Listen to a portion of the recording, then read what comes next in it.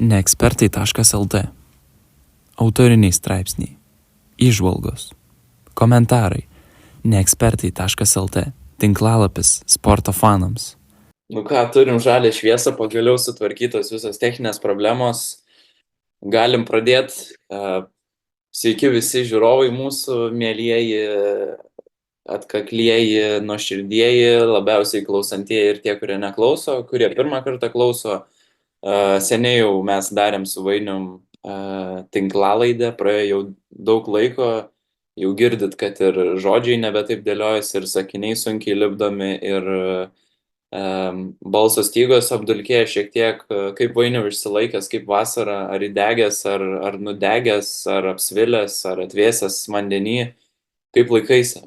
Aišku, teko ir pailsėti, ir įdegti, ir pasimaudyti vandenį, kaip tu sakai, bet iš tikrųjų smagu grįžti į podcastą. Kaip pagalvojau prieš šią tinklalaidę, galima ir sakyti, kad ko gero geriausia podcastą Lietuvoje. Na, už tokius žodžius mūsų komentarus tikrai nepagirs, bet svajot nieks nedraudžia. Svajot tai tikrai nieks nedraudžia, bet už tokius pareiškimus net man atvipo žandikaulis, tiesą sakant. Nesitikėjau, kad Vainius taip drąsiai teiks, bet be kita ko šis podcastas tikrai tobulėja ir ką, gal čia mes netuščiažodžiaukim, nepilstėkim iš tuščio į kiaurą, gal pakalbėkim apie reikalus. Šiandien turėsim 3 rubrikas. Pirmoji rubrika Eurolygos tarpsezonio mini apžvalga, dar turėsim didesnę apžvalgą prieš patį sezoną, jau prieš pačią sezono įkarštį. Taip pat pakalbėsim apie sustiprėjusį LKL-ą. Na ir galiausiai turėsime aštrų, spicy Lietuvos krepšinio komentatorių reitingą. Top 10. Tikiuosi susipyksim su Vainium. Noriu parodyti, noriu jam savo nuomonę išsakyti, bet čia bus pabaigai, tai klausykite iki galo. Būsim sudėję timestampus, o pradžiai mūsų pirmoji rubrika, pirmoji tema – Eurolygos transferiai ir klubų apžvalga. Šis tarpsezonis tikrai nepaslaptis buvo žiauriai karštas, daug naujų vardų, daug naujų intrigų. Duodu gal tau, perduodu žodį pradžiai, pasidalink. Gal einam turbūt po vieną punktą, tu pradžiai vieną, aš tada vieną, ir tiesiog tol, kol nebeturėsim ką pasakyti, ir eisim toliau. Ok, tai pritariu tau, šis tarpsezonis, manau, vienas įdomiausių Eurolygoje, kiek yra buvę labai daug sugrįžimų iš NBA. Grįžo ir tas pats Vezenkovas, į NBA išvyko vienintelis Geršonas Jabuzelė, o šiaip tai galima pradėti nuo labiausiai gal nustebinusios komandos, ar tos komandos, kuri tiesiog krenta į akis tarpsezoniu. Man asmeniškai, vis tiek nepasakyčiau, kad labiausiai sustiprėjusi, bet daugiausiai darbo ir visą komandą performavusi, tai Belgrado Partizan ekipa, kuri iš karto paskelbė šūsnį žaidėjų.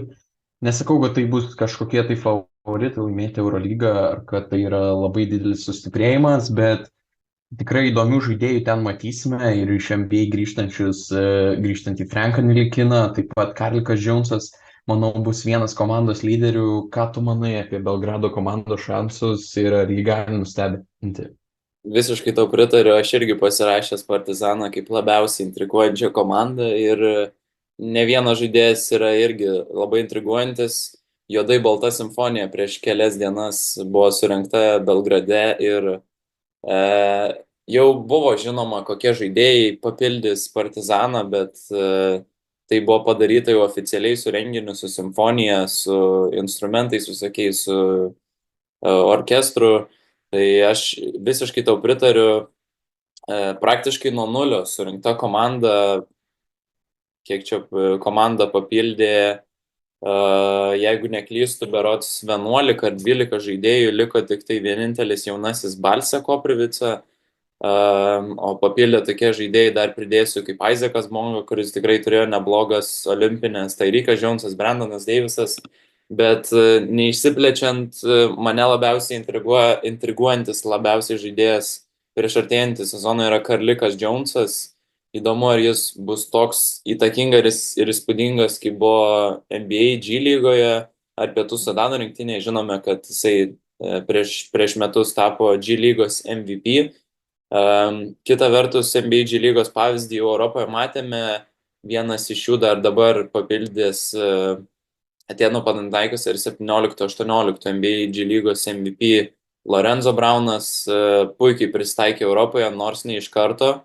Prireikė laiko atsiskleisti, bet proveržio sezonas Sunikse leido tapti vienu brangiausių, geriausių ir norimiausių žaidėjų rinkoje. Galiausiai net Ispanijos rinktinė prisiviliojo jį. Bet iš kitos pusės 21-22 metų G lygos rezultatyviausias žaidėjas Carsonas Edwardsas kol kas sunkiai pritampa, neturi tokio vaidmens, tokios laisvės ir neišsiskiria taip ir neatsiskleidžia kol kas, bet manau su laiku tikrai pamatysime. Man atrodo, kad Karlikas Džonsas turi vieną pranašumą, kad jis jau yra įrodęs tam pačiam FIBA krepšinė, kad gali dominuoti, kas yra vis tiek arčiau Eurolygos krepšinio, skirtingai nei kiti naujokai, kurie atvykdavo į Europą. Bet taip, pritariu, kad intriguoja labai Partizan ir tiek priekinė linija, sakyčiau, gana solidi ir gynėjai, puolėjai, subalansuota komanda. Aišku, bus tas faktorius, kad tiesiog visi ką tik susirinkę nauji žaidėjai ir tikrai prireiks laiko, kol susižais, bet ir geras treneris, Željko Obradovičius, visi žinom, kad yra elitų. Kol kas Vainius tikrai tiesiai į 10-uką mano mintis skaito, pasako viską, ką aš norėjau pasakyti. Dar trumpai baigiant apie Karliką Džonsą, 3 priežastis, kodėl manau jisai bus geras Europoje. Tai pirmiausia jo universalumas. Džonsas renka įspūdingas statistinės eilutės, nekartą buvo arti trigubo dublio, nors dažniausiai aikštelėje būna žemiausias žaidėjas, 1,83 cm gynėjas sugeba rinkti atkovotus kamuolius ir nekartą yra viršijęs netgi 10 atkovotų kamuolių ribą. Be to jis nėra visiška našta gynyboje, yra gana fiziškas, gali perimti kamuolių. Antra priežastis yra puikus taškų rinkėjas, ko gero pati jo stiprybė, elitinis įgūdis yra angliškai scoring. Jisai turi greitą pirmą žingsnį, puikų vidutinį metimą ir dėl šios priežasties gynėjai yra priversti būti arti prie Džonso ir tuo metu atsiveria gilios erdvės baudos aikštelėje, kas leidžia jam veržtis. Taip pat turi neblogą metimą iš tritaškio zonos, jis gal ir nėra elitinis, bet būdamas laisvas Džonsas tikrai gali pelnyti taškus, įmesti tą tritaškį ir ko gero nemažiau svarbus trečiasis įgūdis yra aikštelės matymas, kadangi dažnai pavojingas puolime, kadangi Džonsas yra pavojingas puolime, gynybos yra priverstas rizikuoti nuo kitų žaidėjų siekiant stabdyti Džonsą, tačiau mažasis Pietų Sudano žaidėjas puikiai skaito situacijas, nusimeta kamuolius ir daugelis žino, jog naujasis Partizano pirkinys per rungtynes tiek olimpinėse, tiek praeitų metų pasaulio čempionate nemažai išdalina rezultatyvių perdavimų. Tikrai nekartą buvo arti dviženklio skaičiaus, vidurkis bent jau šiemet olimpinėse siekė beveik 8 rezultatyvius perdavimus per rungtynes, 3 pasirodymas visoje olimpiadoje. Tad aš matau Karliką kaip pagrindinį Partizano vedlį, jis tikrai turės komandos vadeles, kamuolys dažnai sukiosis ir bus perimamas iš jo rankų, tai manau, kad čia tikrai labai intriguojantis pirkinys ir turintis potencialo netgi tapti ko gero MVP, gal ne iš karto, ne pirmais metais, bet tikrai turėtų būti labai geras žaidėjas. Ką dar Vainiau turi sąraše pasirašęs? Kalbant jau apie, sakyčiau, solidžiausiai pasistiprinusias komandas, kur tikrai perimai labai solidus, tai man iš karto į galvą šauna Stambulo Fenerbahčė, Veidas Baldvinas, Bonzi Kolsonas. Mes jau Bonzi Kolsoną buvome kažkada aptarę vasarą, bet tas pats Nikola Melį iš NBA atvyksta, Lukas Šamaničius, prisiminkim, kaip judėjo Nigelis Heisas Deivisas praėjusiame sezone. Artur Žagrius, nežinau, kokį vaidmenį turės, bet labai solidu ir, manau, šauna į pagrindinius top 3 favoritus laimėti Eurolygą Stambulo Fenerbahčė. Įdomu, ta bus Baldvino ir Jasikevičiaus tokia kaip ir akistata vienoj komandai, bet iš esmės tai labai labai solidu ir labai lauksiu pažiūrėti, kaip ši komanda žais artėjančiame sezone. Arba aš nepažįstu Vainiaus, arba jis iš kažkoks, nežinau, hackeris yra ir jis įsilaužė į mano dokumentą, kuriame aš rašiausi idėjas, vėl Vainius pasakė dar vieną idėją, kurią aš norėjau pasakyti. Fenerbahčė tarpsezonis, kuris mano nuomonė yra top 3 visą šiemet, tai tikrai. Ir pati komanda, kaip Vainius minėjo, yra tikrai top 3, visiškai pritariu. 3 elitiniai žaidėjai, bet manau, už viską yra svarbiausia pratęsta sutartis su Heizu Deivisu, rezultatyviausio pasirodymo per vienerias Eurolygos rungtynes autoriumi. Tai, manau, didžiulis įvertinimas buvo vasarą pasikvietus jį į rezervinę rinktinę, jis turėjo galimybę pažaisti prieš LeBroną Jamesą, didžiausias JAV žvaigždės, tai Heizas Deivisas dabar yra praktiškai savo jėgų žydėjime pačiam pike, tai aš manau, Fenerbahčei itin naudinga buvo jį pasilikti, prasitęsti ir jei neturi nieko ką pridėti, tai aš tada einu toliau. Eik toliau. Kitas žaidėjas mane labai intriguojantis yra Furkanas Korkmazas, iš NBA grįžęs sniperis, mane asmeniškai labai intriguoja, kaip jisai įsilies į Monako gretas, bet aš manau, turbūt jį pervertinu, nes kiekvienas iš NBA į Europą grįžtantis ar atvykstantis žaidėjas sukelia nemažus lūkesčius. Manau, Korkmazas vienas iš tų. Aišku, jis nemažai laiko praleido NBA ir net nebuvo siunčiamas į G lygą, visą laiką buvo pagrindiniai rinktiniai, turėjo ir gerų pasirodymų. Nekartą esu įmatęs, kaip vien per kai kurias rungtynes iššaudavo, patakydavo tų tritaškių. Tikrai nebuvo blankus ir toks žaidėjas, kad tarsi net nieks nežinotų, kad jisai žaidė NBA, tai bet aš manau, kad nors ir intriguoja, bet tikrai neturiu tiek daug vilčių, kaip pavyzdžiui, kad į Karliką Jonesą dedu.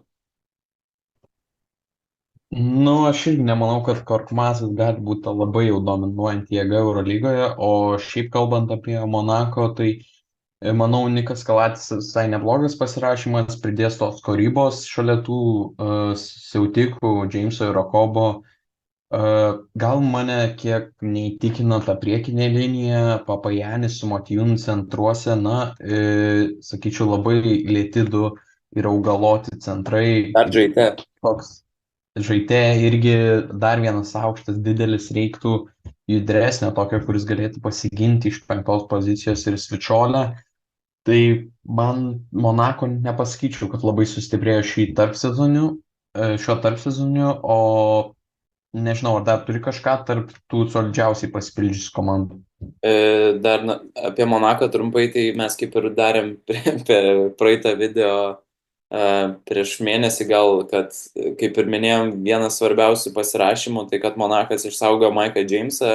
Jisai kalbėjo, kad kitas kontraktas bus jau paskutinis ir buvo gandų, kad jisai gal paliks Monaką, bet kad buvo būtent išlaikytas Mike'as Jamesas, manau, labai svarbu ir tie artėjantis 3 metai paskutiniai Mike'o Jameso, galbūt jau net ne pikiniai, bet tikrai elitiniai metai bus labai svarbus ir manau, Monakas išlošė šį tarpsezonį, o dar norėjau pakalbėti šiek tiek apie Realą, kuris atsišviežino, atsinaujino, atjaunėjo, išlaikydamas savo kaip ir didįjį trio Musą, Hezoniją ir Clyburną.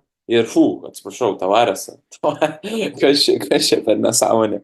Kokį Clyburną, Tavaresą. Manau, Realas kitais metais nedominuos. Kur profesionalumas pas tave, nesuprantu, kas čia per laida. Leiskite. Koks Clyburnas, jau čia visai nusivažiavau. Matyt dėl to, kad vėlai darom šitą tinklalaidę. Bet dar kalbant apie Realą, aš labai greitai manau, kad taip kaip Realas dominavo pernai, šiemet taip nebus ir netgi drįsčiau prognozuoti, kad neturės Realas namų aikštelės pranašumo atkrintamosiose. Netgi taip drįstu prognozuoti. 8-5 vieta, kažkas tokio. Vis tik prarasti du prancūzai, ypač Jabuzelės netektis turėtų būti labai skaudi, labiausiai dėl to, kad Geršonas ypač olimpinėse demonstravo gerą žaidimą, irgi žaidėjo kaip ir pikas artėjantis, tai manau praradimas bus nemažas. Taip pat Poirier išėjimas gali šiek tiek atsiliepti, bet pasipildyti čia tokie kaip ir veteranai, tokie kaip Seržas Ibaka, Usmano Garubos sugrįžimas man šiek tiek privertė pakelt antakius, galvot, nu ką jisai čia daro, Garubai Realą, nebus jisai toks žaidėjas, kad kažką pakeistų. Taip pat kažkoks Andrė Felizas, na aišku, skoreris, bet Javier Ratan Majes, man kažkoks neaiškus irgi žaidėjas, nu kažkoks bardakas tam Realė, bet sakau, Realo amžiaus vidurkis tikrai turėtų pamažėti, išėjo senukas Rodrigesas, Fernandesas, Koseras, tai, nu, manau, kad Realas kitą sezoną turės nemažai iššūkių, tas jų trijo, kaip minėjau, išliks, bet Realas neturės namų aikštelės pranašumo atkrintamosiose. Aš Realą turėjau tarp nuvylusių gal komandų irgi tarp sezonų metu. Ibaka gal ir neblogas centras kaip atsarginis toks, bet kai Tavarišas ir Ibaka buvo jau tikrai veteranai, aišku, yra tas brandolys, Jabuselis netekimas labai skaudus, įdomu, ko jį pakeis, jeigu tai Garuba, tai nežinau, ar labai gerai. Toliau einant, aš Pau, manau, galim kaip ir nelies, tiesiog Eurolygos čempionai ir vėl bus vieni favoritų. Iš naujokų tai Lorenzo Braunas ir Jurcevenas turėtų papildyti komandą, bet pakalbėsim turbūt prieš sezoną apie jos daugiau. Galima prie Oli šiek tiek sustot. Aš sakyčiau irgi neblogai visai pasirodė šioje perimų rinkoje. Ir turbūt pagrindinis žvaigždė tai Saša Vezenkovas. Na, Petersui geros dienos turbūt ateina link pabaigos. Matėm tiesiog jo sužvėrėjimą praėjusiame sezone, bet dabar ateina buvusi žvaigždė, įstino mėgstamiausių Eurolygos krepšininkas Saša Vezenkovas. Taip pat Dorsey grįžta, Luka Vildosa bus gynėjų linijoje, nežinau, ar labai duos daug naudos ir aišku, klausimas, kada Keenanas Evansas atsigaus, viskas priklauso nuo to, jeigu Keenanas sezono pabaigoje mes matysim tą Keenaną, Žalgirio Keenaną, tai čia nenustebčiau, jeigu iš 7-8 vietos Oli į tą prasme į 1-2. Puikiai Vainiaus analizė, porą dar dalykų, kurio aš norėčiau pridėti. Labai logiškas tarp sezonis, manau, Evansas, Dorsey, Vildosa, skoreriai, kurių Oli labai reikėjo, ypač pernai, kai sunkiai sekėsi regzti atakas. Volkupas, Makisikas, Papanikolau, Petersas ir Falas. Tai kas čia per puolimas? Nei vienas žaidėjas negali įmesti į skylę. Visiems reikia ten kažkokios sistemos bėgti, ten kažkokius derinius daryti, o dabar va, ateina Dorsey, užpypinam šitą, Trajakas yra, Evansas ateina, pramala kamuolį vienas, kad ir be pick and rollo, ten taškai, Vildosa irgi gali būti taškai. Nu, čia tų skorerių Oli labai reikėjo ir aš manau labai logiškas tarp sezonis. Labai kažkaip noriu pasakyti, kad Oli kitais metais laimės Eurolygą, tikiuosi vėl galėsiu dainuoti jų himną. Dabar man labai bus sunku išsirinkti, už ką sirgti, ar už Oli, ar už Pau, bet žiūrėsim sezono metu, jeigu man patiks, kaip žaidžia, kuri komanda žais geriau, tai turbūt už tos įsirgsiu arba Oli mėgstamiausi žaidėjai, kai kurie, ar Nanas. Nu, aišku, galėtų Nanas ateiti į Oli, tai tada būtų viskas labai gerai. Ir Lesoras, aišku. Dar norėčiau pakalbėti kiek apie nuvylusias komandas tarp sezonių. Ir čia man pirma mintis į galvą šauna tai Tel Aviv Maccabi. Daug prisidėjo karas turbūt prie komplektacijos. Dabar matom, aišku, kad Tel Avivo Hapoelis renka kosminę sudėtį Eurocape, bet Maccabi turbūt pagrindinė žaidėjo rolė teks Rokui Jokubaičiui. Džiugužiai, bet ar tai yra elitinis tas žaidėjas Eurolygoje, tai aš nepasakyčiau. Prasti Baldvinas, Colsonas, Nybau, pagrindiniai žaidėjai, Lorenzo Braunas, tai manau tikrai didelis susilpnėjimas ir šita komanda nemanau, kad bus didelė pretendentė į playoffs. Žinoma, kad ne ir manau, kad nepateks, bet kalbant apie, aš manau, turiu paaiškinimą, kodėl Hapoelis renka tokią sudėtį. Manau, kad čia nesutapimas, jog Makabis itin susilpnėjo šį sezoną. Manau, Hapoelis pamatė galimybę tapti Izraelio čempionais ir patekti į Eurolygą. jų savininkas nusprendė pataškyti pinigų, ypač kadangi jų pagrindiniai konkurentai susilpnėjo, jam šansas patekti į Eurolygą, laimėti Izraelio lygą, tai labai logiškas paaiškinimas, gal pakalbėsim per kitą epizodą, būtent ką būtent prisikvietė Hapoelis į savo komandą, kokius tenai žaidėjus. Bet dar paskutinis, gal net jau kiek primirštas ėjimas Eurolygą buvo Vilo Klaiburno perėjimas į Virtusą. Aš manau, kad čia toks perėjimas neįtin sustiprinantis Virtusą, jau Klaiburnas netoks žaidėjas, kuris taip pakeistų komandą ir nemanau, kad Virtusas bus atkrintamosiose, manau, jų maksimalus pasiekimas yra play-inas, gal kokia maksimaliai 8 vieta, bet vis tiek tai yra play-inas, nesvarbu. Tai manau, kad Klaiburno perėjimas į Virtusą gal nustebino dėl to, kad Klaiburno vardas, pavardė jau yra tokia, bet šiaip nepasakyčiau, kad labai jau stiprus papildymas. Nu, tokiam Virtusui gal ir stiprus, manau, kažkiek papildymas. Aišku, labai sunku tikėtis, matant tą sudėtį tokio gero žaidimo ir tokio netikėto pergalių skaičiaus kaip pernai. Manau, išblėstas netikėtumas ir tie stebuklai, ką išdarinėjo Virtusas praeis sezono metu. Pažiūrėsim, gal šiandien dar didesnis žvėris taps. O dar aš norėčiau išskirti vieną tokį gal kiek nuvertintą, apie kurį mažai kas kalba, bet sakyčiau, galinčią nustebinti komandą, kuri gali net keliauti iki finalo ketverto. Ir tai yra Stambulo Anadolu Efes. Man atrodo, kad antrą sezoną Dariusas Thompsonas gali tikrai dėti žingsnį į priekį šioj komandai. Šeinas Larkinas pernai fantastika, šiemet dar geriau gali žaisti, arba bent jau panašiai. Jordanas Nuora papildė iš NBA atvykęs. Taip pat mums gerai pažįstamas Roland Schmitz, kokybės irgi garantas, bent jau Žalgiriui būdavo. Tai, manau, yra kam žaisti šitoje komandai ir gali jį taip bent jau pakovoti dėl to pirmo šešetuko, kuris garantuoja vietą playoffuose. Dėl pirmo šešetuko tai tikrai gali pakovot. Man šiek tiek gal klausimų kelia Šmito situacija, nes Stambulė nelabai kur žvejoti yra. Čia ne tas pats, kaip užsimeti Latvijai prūdę meškerę ant slieko, ar ant ziko, ar kukurūzo, nežinau.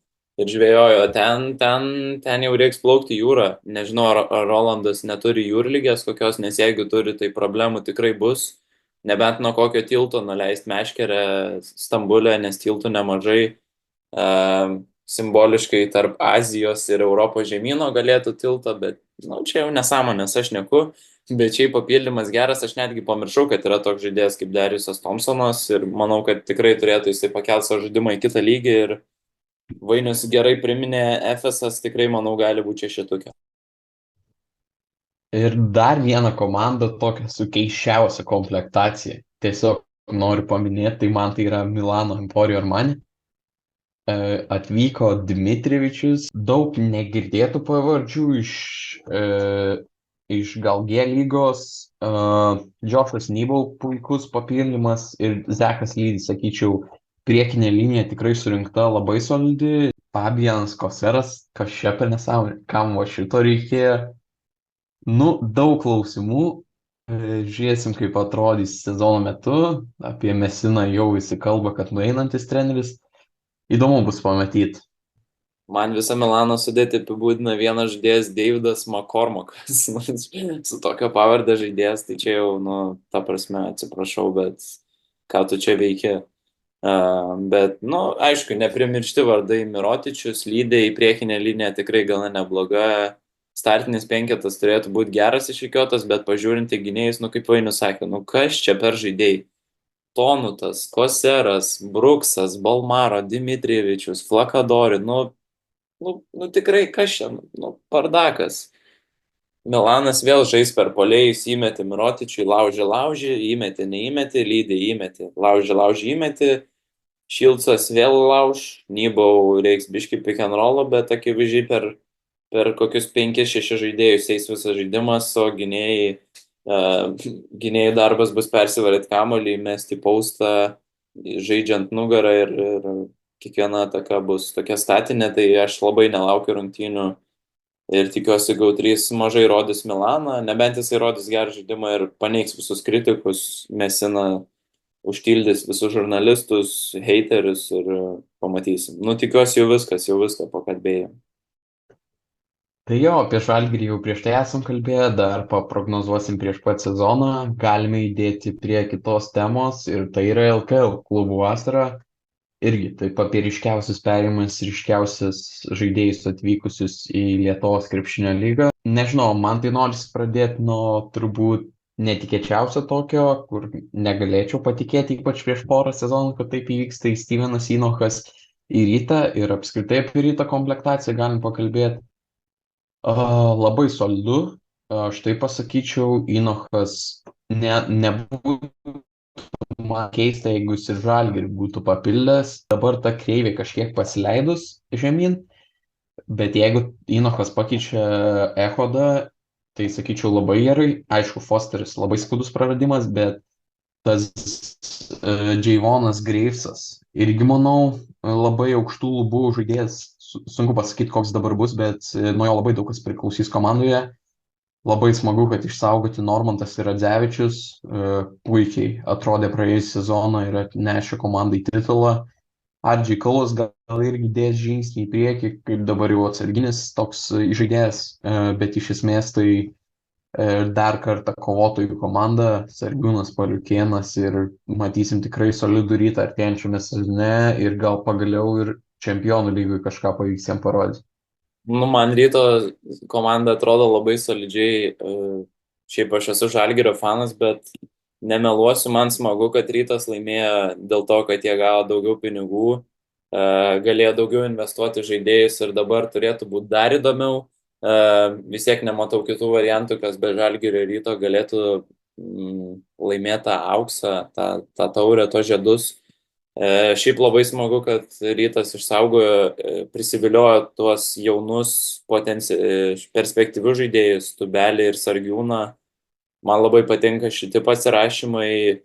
Kaip ir minėjai, Gravesas irgi tikrai gali būti tas žaidėjas, kuris gerai pakeis Fosterį, o Inochas pagal dabartinius duomenis neskelbiama keleriems metams kokia kontrakto trukmė su Rytu, bet spėčiau 1+1 arba gal net apskritai vienam sezonui, nes vis tiek Inochas Baskoniui atrodydavo tai gerai, tai blogai, labai banguojantis žaidėjas, bet manau LKL ar Čempionų lygos mastu tai tikrai turėtų būti žaidėjas, kuris, nu tikrai, aš turbūt spėčiau, jisai brangiausias bus kitais metais Ryto žaidėjas, nes, nu, nelabai įsivaizduoju, kas dar galėtų. Manau, kad taip. Manau, kad kokius gal net 400 000 turbūt tokiam mokėtų, ne? Sakai, ne? Aš manau, kad Max 3. Nu, bet vis tiek čia LKL ir Čempionų lygos mastu, tai čia dideli pinigai, čia praktiškai per mėnesį, nu, po 20-30 tūkstančių, kas Lietuvoje yra tikrai nemažai. Aišku, Inochas, manau, Baskoniui tikrai žymiai daugiau gavo ir Telekome greičiausiai daugiau. Bet šiaip, nu, papildymai labai geri. Norėčiau dar pakalbėti apie Juventusą.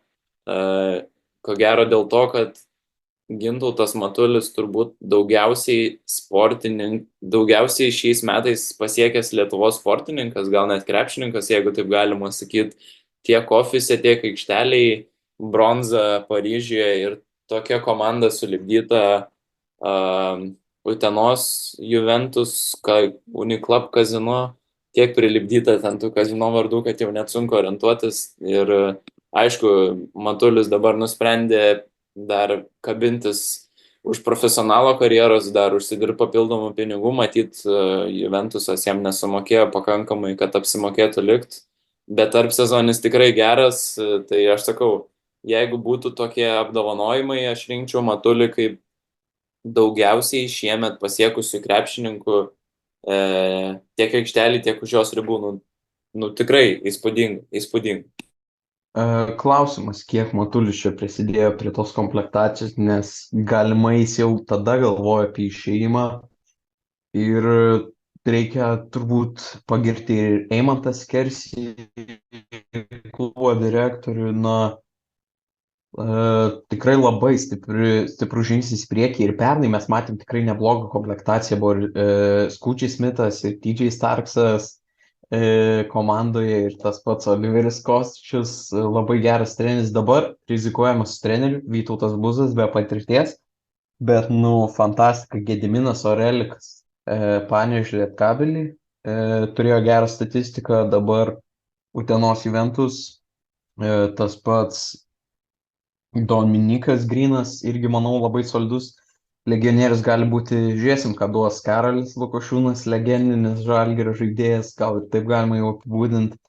LG Torpas, matėm Šiauliuose, puikiai dabar turi dar didesnį žengti žingsnį.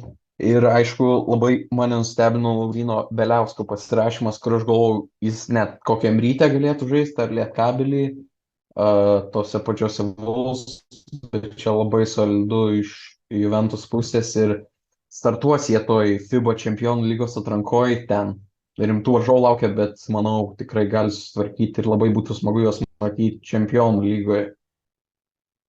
Nu, manau, komanda tikrai pajėgi pakovot atrankoj, tai tikrai. Man irgi, kaip ir minėjai, tikrai gražiai žiūrisi ta komanda ir sakyčiau, netgi šiuo metu pagal dabartinius reitingus, ko gero, netgi trečioje vietoje būtų po Žalgirio ir Ryto, šiek tiek su Wolves ir Lietkabeliu dalintis. Aš gal nedėčiau Juventus į trečią vietą, aš gal dėčiau Vilniaus Wolves, Twins, bet dar vienas lažybų kompanijos pavadinimas. Anthony Kaunas, labai solidu, man atrodo, Wolfsuose bus žaidėjas ir matėm ir draugiškos jau pirmosios su idėja. Tas pats Andrew Andrusas, puikiai žinai, pats į Justinai, tiek mes jį matėm šiek tiek ir Pavo, matėm ir Badalonos Žoventutę, bet irgi kaip Wolfsams geras pasirašymas ir, Suleimoną, manau, gali pakeisti šie du žaidėjai ir tikrai sustiprėjus sudėtis, tas pats Matas Šegėla man labai imponuoja, tarp lietuvių krepšininkų vienas mano mėgstamiausių. Įdomu bus pažiūrėti, kaip po sunkaus sezono Ispanijoje jis atsigaus. Išlaikyti Turmanas Tayloras irgi dar gali pademonstruoti geresnį žaidimą. Metus nežaidė Arnoldas Kalboka. Pažiūrėsim, kaip jisai žais po traumos sunkios, nes prieš tai jo buvo domėjęs net ir Eurolygos klubai, jis Eurocup'e labai gerai žaidė. Tai manau ir Wolfsuose, jeigu ne traumos, gali labai solidžiai atrodyti. Markas Blaževičius, kelia kažkiek klausimų, bet potencialų turi. Tai priekinė linija nėra labai kažko išskirtinė, Bruksas man nelabai įtikina, bet iš esmės tai komanda Eurocup'e ten dėl playoffų laisvai gali kovoti ir net gal dėl kokio pusfinalio netikėtai. Aš galiu tik pasakyti, kad man Andriuso metimas gražus. Gerai, tik tiek aš galiu apie šią Wolves rinktinę pasakyti. Kulboko, jo, kaip minėjai, sunki trauma buvo, bet norėtųsi, kad lietuvis atsitiestų. Taip pat švedas Tayloras, kuris iš tikrųjų visi žinom, kad nėra švedas, bet jau aišku senas, tai neturės tokios didelės įtakos. Bet šiaip, aišku, Žagaras jau išvyko, irgi buvo skolinamas tik metam. Fenerbahčė gal neturės tokio vaidmens, bet Wolfsuose, manau, būtų buvęs tikrai gerždėsiai būtų likęs, o visi kiti ten Kozei, Beručkos, Mekambulai, Jaškevičiai, Žukauskai, tegul jie eina ir negrįžta, man ta prasme visai nereikia jų. Ir dar galima apie Wolves naują logotipą pasakyti, tikrai originalus, aš sakyčiau labai originalus, man asmeniškai tikrai nematytas, į nieką nepanašus, tikrai originalus logotipas. Gražu pažiūrėti. Bet man gal šitas net geresnis variantas už tą pirmą. Geriau atrodo.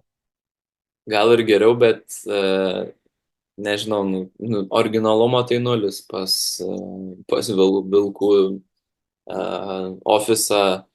Žemelį reiktų tiesiog su dizainu, gal padirbėti su dizaino komanda, originalumu.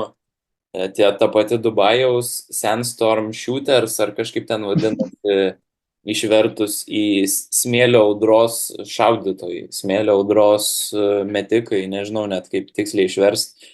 Komandų pavadinimai tikrai nepasižymė originalumu. Šiek tiek dar apie Neptūną pabaigai, irgi nebloga komplektacija, iš Vulso atvyko Beročka, kuris tikrai Neptūne gali spindėti.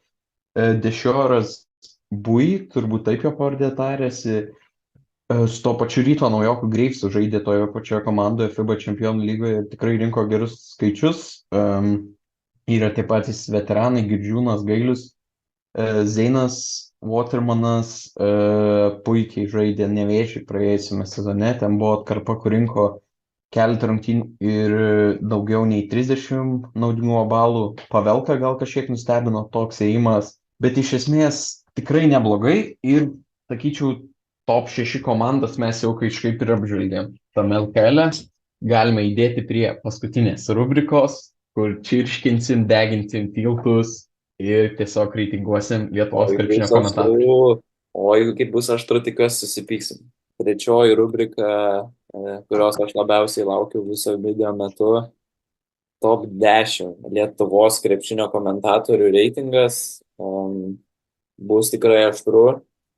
Aš asmeniškai vertinu pagal tai, kaip sklandžiai komentatoriai dirba, įsiterpia laiku ir vietoje, kalba ne apie tai, kas akivaizdu, pasako kokiu nors įžvalgų ir manau, kad daug kur nesutarsim, bet čia turbūt viena iš nedaugelio krepšinio sričių, kuriuose turiu tą tokią kategorišką nuomonę ir tiksliai žinau, kas man patinka, kas ne, ko galiu klausyti, kas nepatinka ir neklausau ir negaliu klausyti. Tai tau dar Aš tai tokios kategoriškos nuomonės neturiu. Man tai, sakyčiau, yra kur labai sunku klausyti, bet yra neblogų komentatorių, bet dar nepasakyčiau, kad gimė toks Lietuvoje, kurių būtų wow, kur tikrai turėčiau vieną ryškų favoritą. Aš neturiu vieno ryškaus favorito. Man skirtingus komentatoriuose patinka skirtingi dalykai. Tai aš taip gal pasakysiu tokia įžanga.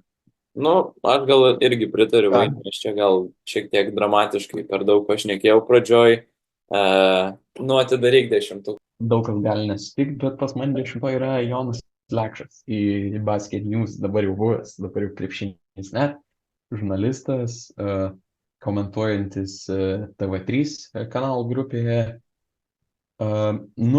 Aš esu klausęs ir Joną, kai jisai vienas komentuodo ir kai dviese man patinka. Aš sakyčiau, jis kiltų iki, tikrai aukštai, bet čia Europos ar pasaulio čempionate esu girdėjęs, kaip jis komentuoja vienas. Tai ten labai sunku buvo klausyti, labai trūksta raiškos, aiškaus tarimo. Aišku, mes tokie, kad teistume, mes patys vos pakalbam, bet tiesiog išsakom savo nuomonę, tai dar noriu pasakyti, kad niekas neįsižeiskit, tiesiog mūsų nuomonė, mes vis tiek geriau iš jūs nepadarytume. Bet man pas Lekšą tiesiog artikuliacijos, man atrodo, lėtai kalba ir rungtynių metu trūksta tempo greičio. Nors sakau, kaip jeigu šalia jisai kaip ekspertas, tai visai neblogai susiklauso. Labai geras yra jo ir Vyšniausko duetas, bet šiaip jo, gerai sakai, Jonai tiesiog iškalba šiek tiek trūksta, labai tokios kartais būna banalios frazės, tokie posakiai ir šiaip atrodo, kad nuolat užkimęs Jonas kalba, bet šiaip padariau čia ką tik porą pokyčių, jau galutinį sudariau savo 10, mano 10 vietoje yra Tautvydas Šlešas, irgi žmogus, kuris geras ekspertas, turi daug darbų, apsikasęs, dirba LKL jaunimo rinktinėse, Žalgirio jaunimo komandas treniruoja ir tikrai apsikasęs daug darbų, bet irgi iškalba neapdovanotas, geras ekspertas, kartais tikrai turi gerų įžvalgų. Gana įdomu klausyti, bet vis tiek 10 vieta sąraše, manau, yra gera vieta. Ir aš gal tada iškart pereinu prie 9. Ne, ne. Aš dar greitai apie Šlešą įsterpsiu. Aš neturiu jo sąraše. Gal man anksčiau šiek tiek patiko labiau Šlešas. Dabar LKL man tiesiog prisiminkim tą finalų serijos mačą tarp Ryto ir Žalgirio, kur komentavo Zajančiauskas, Janavičius, man atrodo, ir Šlešas. Nu ir tai buvo tiesiog labai labai nuobodu, labai monotoniška. Aišku, tas trys komentatoriai iš viso yra toks keistas ir sunkus dalykas, trysia komentuoti, nes mažai to eterio tada gaunasi, bet ta transliacija, man atrodo, labai nepatiko ir daugeliu žmonių. Ir man irgi sakau, kartais tiesiog yra daug nereikalingos ir perdėtos informacijos pateikiama, kur gal, e, gal kažkokiem krepšinio tokiem užkietėjusiem frykam įdomu, bet va tai masiniai auditorijai, man atrodo, kad vis dėlto, nu, per daug užkišama tiesiog terminais kažkokiais ar dar kažko, nu, aišku, jisai tikrai supranta krepšinį, čia reikia pabrėžti. Nu, aš gal šiek tiek pamiršau, aš Šležą vertinau kaip ekspertą, nes aš nemažai esu klausęs jį, kaip jisai komentuoja, bet kaip ekspertas studijoje jis tikrai gana neblogų įžvalgų turi, bet vis tiek. Šležas pas mane 10 vietoj, 9 vietoj Jonas Lekšas, jau kaip ir aptarėm. Kas tavo 9 vietoj? Aš žinau, kad tu visai esi jo mėgėjas. Ir čia gali būti kontroversiška, bet pas mane Rytis Kazlauskas. Bent to yra. Nu, aš anksčiau man labiau patikdavo, aš įsijungdavau LRT vietoj GO3, žiūrėdamas Eurolygą, kad ko dabar nebedarau ir aš žiūriu daugiausiai per GO3 LRT jau tik tai, kai nerodo GO3 arba šiaip kartais dėl geresnės kokybės ar dėl kažkokių priežasčių. Kažkaip Kazlauskas man vis mažiau pradėjo patikti, bet 10 yra tikrai turi neblogą iškalbą, gana gerai vertina ir drąsiai šneka, tai tikrai Kazlauskas suprantu, kodėl galėtų būti 8 vietoj, mano sąrašiai šiek tiek aukščiau, bet šiaip gana neblogas komentatorius. 8 vietoj mano sąrašiai yra naujasis, šviežiai iškeptas Basket News papildęs komentatorius Tomas Purlys. Nežinau, kodėl jisai pas mane 8 vietoj, gal šiek tiek per aukštai, gal iš viso neturėtų būti mano top 10. Turi jisai gerą supratimą, bet man jisai turbūt patinka labiausiai dėl to, kad jis yra jaunimo treneris ir kartais duoda tokių įžvalgų apie jaunimą, kai kuriuos žaidėjus, kuriuos aš pažįstu, pavyzdžiui, Jokūbą Rudaitį, kokį Dovydą Buiką.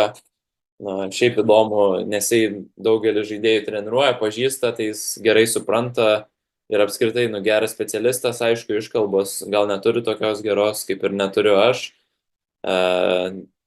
Už jį geriau nedirbčiau, bet smagu, kad treneris taip staiga iš niekur, iš giedro dangaus atsirado sporto analitikų, sporto trenerių, tinklalaidžių dalyvio kėdėje ir jis gana neblogai tobulėja ir gavo darbą netgi Basket News neseniai. Nu, pas mane Purlio nėra ir 8 vietoje Benediktas Petkus, LKL komentatorius. Dar jaunas tikrai, man gal sakyčiau, kažkiek trūksta išskirtinumo tarp kitų, bet turi kažkiek ir tą savitą humoro jausmą, numeta kokį bajeriuką rungtynių metu. 8, 9, 10, sakyčiau, galėčiau keisti, tiesiog manyti tarpusavį. Ir, nu, sunku pasakyti, kas tarp jų yra geresnis. Ten pirmose keliose tose aukščiausiose pozicijose jau tada man yra aiškiau, kas geresnis už ką. Gerai, kas pas tave 7 vietą? Mano 7 vieta yra Jama Grajauskas. Man jisai asmeniškai nieko ypatingo. Mane jau kartais netgi pradeda erzinti, kai aš klausau jo tos pačios frazės pagavimas, metimas, tinklelio dugnas. Jau šiek tiek, pradžiai gal kai... Tu turbūt juokauji. Nu va, tokie. Būkite pasveikinti. Jo. Jisai aišku energingas ir tikrai geras komentatorius, bet man kartais įgrysta klausyti tų pačių frazių, tų pačių žodžių ir dėl to jis 7 vietoj, bet sakau, nu čia tas sąrašas tikrai nėra toks jau griežtas. Aš Jamą turiu žymiai aukščiau. Antro, kad jisai, man patinka emocija visų pirma, kurią neš, aišku, kartais atrodo perdėta ir gal sakyčiau, LKL rungtynėm atrodo overhyped visą laiką jisai, bet žodynas plačiausias tarp visų komentatorių, ta prasme išsireiškimai, kaip jisai gerai sugalvoja, atsimenu ten, kad baudos aikštelėje siaučia buvo, kaip Vaidas Čeponis naktį siaubė šaldytuvą, kažkas tokio buvo ir Matanėtas. Tai iškalba tas žodžių dėliojimas fantastinis ir galiu išduoti savo 7 vietą, tai pas mane yra Giedrius Vaitkevičius, irgi GAU3 komentuoja tiek LKL, tiek Eurolygą. Net nežinau, ką blogo galėčiau jį pasakyti, tiesiog man gal imponuoja labiau tie emociniai komentatoriai, kurie duoda didesnį emociją. Kas pas tave 6 vietoj? Aš dar trumpai apie nu gerai, gal po to įsiterpsiu. Pas mane 6 vietoje yra kas iškirto mūsų. Kas iškirto Žilvinas Aleksandravičius. Man Žilvinas Aleksandravičius, aš įsijungiu transliaciją ir Vitorijos Baskonija šiandien susitiko su Barcelona, Tadas Sidekerskis, nu man patinka Aleksandravičius, tas jo komentuoja jisai rungtynės olimpinėse 3-3 aukštame lygyje ir jisai kreipėsi į savo kolegą Tautvį, sako, Tautvį, ką manai, Tautvį? Man patinka, nu toks tikrai išskirtinis komentatorius, man netgi juokinga jo klausyti ir jis pagyvina tą transliaciją, gal jis nėra kažkoks labai geras specialistas, gerų įžvalgų gal neturi, bet negalima įsileisti į baudos aikštelę, baudžia tritaškis, kartais taip labai paprastai, bet man asmeniškai toks juokingas transliacijas pagyvinantis komentatorius. Aš Aleksandravičius neturiu, nes man jis cringe biškį yra ir man jie keista ta ir kalbėjimo maniera ir kartais atrodo, kad nuklystama šiek tiek nuo rungtynių ir to, kas vyksta aikštelėje. Aš sutinku, jis yra išskirtinis, bet man jis neigiamai išskirtinis, aš taip gal pasakyčiau. Kas 6 vieta? 6 vieta pas mane Augustas Šuliauskas, irgi tuo ekspertų dirbantis, bent jau komentuodavo LRT Eurolygą, man labai patikdavo, tikrai neblogai iškalba ir gali tiek su tuo pirminius, tuo play-by-play komentatorium gerai įsilieti pokalbį, gali tiek ir ekspertinių išvalgų kažkokių komentarų ar terminų pažert ir turi labai dar daug potencialų. Pas mane Šuliauskas 5 vietoje, kaip tik galima pereiti prie 5 vietos. Labai geras, kaip ir minėjai, specialistas ir YouTube'ais netgi leidžia savo vaizdo įrašų serijas, kur analizuoja žaidimo situacijas, pačius žaidėjus vertina. Tai tikrai aukšto lygio specialistas, atrodo iš niekur atsirado čia prieš keliarius metus Basket News'e. Toks atrodo paprastas jaunuolis, kuris gali komentuoti, aišku, jau netoks jaunuolis, artėja 30-metis, bet nepaisant to tikrai geras specialistas, gerai įžvelgia ir turi tą iškalbą, kaip ir minėjai, ir net ir komentuodamas vienas ar dviese tikrai gana neblogai ir įdomu klausyti. Pas mane 5 vietoj legendinis. Vaidas Čeponis. Daug kas, man atrodo, Vaidas yra tas žmogus, kurį jį arba visiems labai patinka, arba visi jo nekenčia. O aš nežinau, aš esu per vidurį. Man tikrai Čepas pagyvina tą transliaciją ir jeigu sėdi kažkoks ekspertas šalia jo, man atrodo, labai gerai suskamba tada. Jisai jo kartais perdeda su savo tais bajeriukais ir tikrai yra transliacijų, kur jau per daug išties yra, bet man atrodo, be LKL, be Čepo, tai būtų taip neįdomu. Pavyzdžiui, jeigu žiūrėt Nevėžis Šiauliai, realiai Čiapas moka iš to padaryti tiesiog įdomias rungtynes, nors ten jos absoliučiai tokias nėra. Tai tikrai personažas, gal taip net sakykim, ir, nu, 5 vieta, manau, adekvati. Daug kas nuvertina ir Čiaponio krepšinio žinias. Aš manau, jisai turi daug krepšinio žinių, tie gerai mato, kas vyksta aikštelėje, gali kažkiek pažiūrėti ir tų ekspertinių įžvalgų. Tai, kad 5 vieta pelnyti užtarnauta. Nu, gerų įgūdžių ir valgymo jisai turi, jeigu buvo širdis, arterijos užsikimšę, reikėjo operacijos, tai tikrai. Bet čia aišku, tikrai nereiškia kažkokios neapykantos Vaidui. Turiu prisipažinti, neturiu jo sąraše ir dėl to kažkaip dabar pradėjau biškai gailėtis, kai į sąrašą dedu purlius, lekšus ir šležus visokius. Tai Vaidą gal ir dabar galvoju, reikėjo įdėti sąrašą, bet yra kaip yra. Čia sąrašas man vis tiek, kad ir kas būtų, vis tiek aukštumos yra aiškios, tie top 3 komentatoriai vis tiek daugmaž top 2 gal. Aiškiausi mano 4 vietoj Kazlauskas ir dabar galvoju, kad jisai yra per aukštai. Kai prisimenu, kaip jisai šneka, tai jis nėra gal toksai geras, jis per vidurį. Kaip tu Vaidą per vidurį vertinti, aš Kazlauską turbūt per vidurį. Nei blogas, nei geras, bet kartais pakalba geriau nei vidutinis koks komentatorius. Šiek tiek pervertinau greičiausiai Rytį Kazlauską. Ok, aš 4 vietoj turiu žmogų, kuris, man atrodo, nepelnytai gauna daug heito, vien dėl to, kad komentuoja ryškiausias rungtynes, tai Lietuvos rinktinė ir mano nuomonė 4 geriausias Lietuvos komentatorius yra Tautvydas Kubilius. Man atrodo, labai gerai tobulėja, jis pradėjęs nuo NKL, dabar jau pasiekė rinktinės lygį, man patinka jo stilius, tikrai turi iškalbą ir turi ką pasakyti rungtynių metu, neturiu kažkokių didesnių priekaištų jam, man patinka ir aš jį turiu 4 vietą. Nu ir tu dabar mane privertė gailėtis, kad aš jį išėmiau iš sąrašo, aš jį turėjau 9 gal vietoj, su Lekšu dalinusi.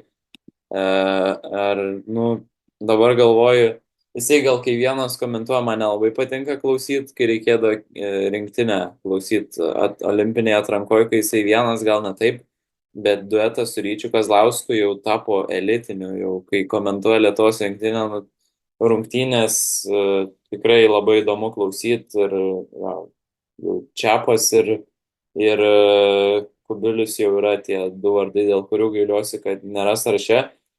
O kalbant apie mano 3 vietą, ko gero po šių olimpinių, labai jisai pakilo sąraše ir šiaip kažkaip vis dažniau atpažįstu jo balsą. Man vis labiau pradėjo patikti Vaitkevičius mano 3 vietoj, Giedrius.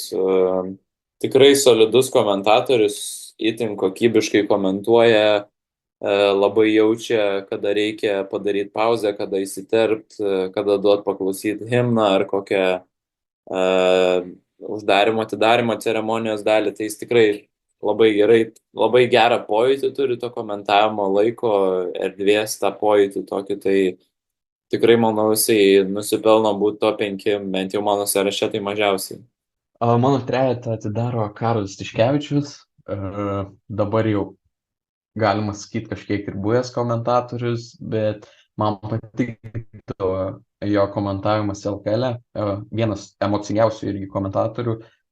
Krepšinio žinių gal kažkiek ir trūksta, bet ir tas duetas su Čiapu visada buvo smagu klausyti. Man atrodo, Tiškevičius turi didžiausią kalbos dovaną tarp visų komentatorių.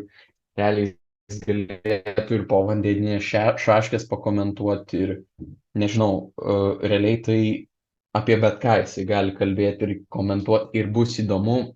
Jis moka tą neįdomią transliaciją, kaip galbūt ir Čiapas, paversti įdomią, kur tu gal net įsijungtum vien dėl komentatoriaus. Tai man Tiškės tuo asocijuojasi ir aš turiu į 3 vietą. Aš manau, Karolis tą iškalbą tikrai turi tokią gerą, kad jeigu jo nebūtų Basket News tinklalaidėse, aš manau, jas klausytų 2 turbūt mažiau žmonių, nes, praktiškai Tiškevičius yra tas šaumenas, jisai pats save vadina krepšinio klounu, ta tokia jo specifikacija toksai juokdarys, pajuokaujantis, tikrai turi labai gerą iškalbą.